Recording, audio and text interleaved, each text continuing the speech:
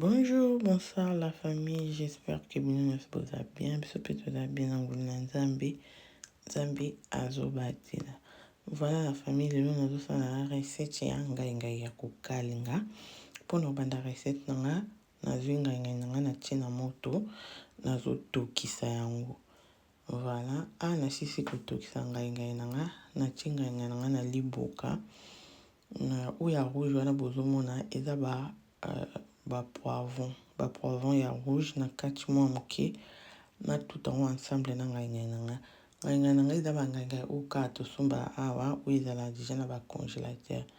Voilà, wana na bandi otuta ngai nanga po elemba. Nga na préférera konika na mixeur te, mais soki o préférera no konika na mixeur konika eza problème te. Donc ça dépend ya ndenge olingi. Voilà, wana na tuti ngai nanga awa natiaki huile d'olive nanga na moto na osala huile d'olive. Voilà, huile nanga échauffée. Après awa naza na matungulu, ail na ndembi. Voilà, natie na okalinga matungulu nanga biloko nyonso natangeli bino na okalinga ngo na ozela elemba. Après so elembi nde toleka na étape mosusu. Voilà, donc nazo continuer na kokalinga matungulu na ngai. Voilà, awa namoni matungulu na ngai elembi nazwi ngai nanga na poivron nanga natutaki natie. Voilà, donc nde nalobi okoki mpe kotokisa après ozwi lutu obandi kobeta ou soit okoki komixe, donc edépendre kaka na yo. Donc tika ngai nanga ekalingama. Voilà, wana nazo continuer na kobalola po ngai nanga ekalingama bien et puis en même temps profiter ba matungulu nanga et continuer kolimba. Nazo kalinga.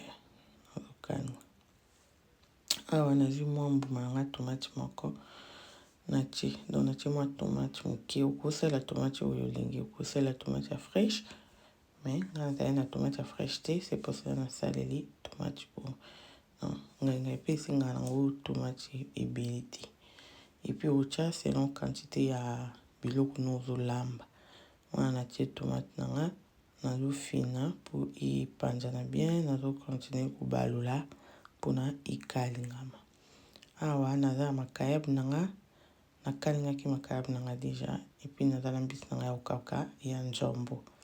Natie na kati ya ngai nanga na continuer na kobalola, nazo continuer na kokalinga ngai nanga continuer kokalinga yango kotalaka yango po ezika te po ngai pe soko ozosala ngai ya kokalinga ezika pe facilement. Voilà, tozo continuer na kobalola ngai na biso.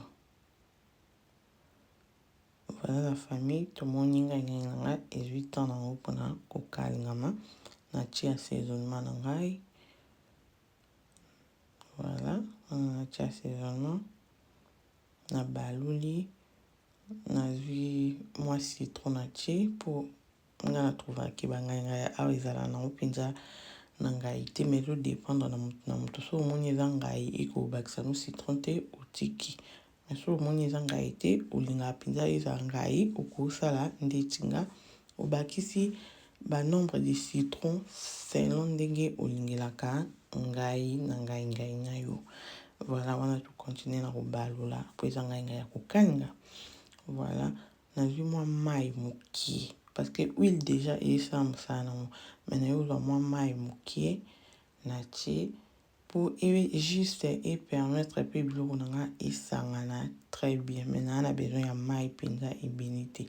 Mai wana pe natie na kozela yango ti ekokauka nyonso parce que naosala ngai ya supu te, naosala ngai ya kokalinga. Natie juste mai wana moke po permettre biloko nanga esangana bien.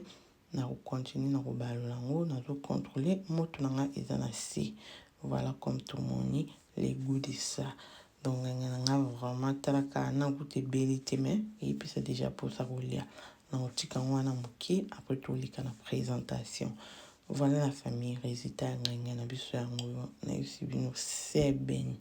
Soko lia pilipili na busana ki, soko lia pilipili, uzui mwambu ma pilipili na o ubwaki. Voilà la famille, merci pour la recette sur ce pénalo. Aimez, partagez et puis commentez. Merci beaucoup bandeko, tukuta namba ya stima, nzambe na lola abate na bino. Bye bye.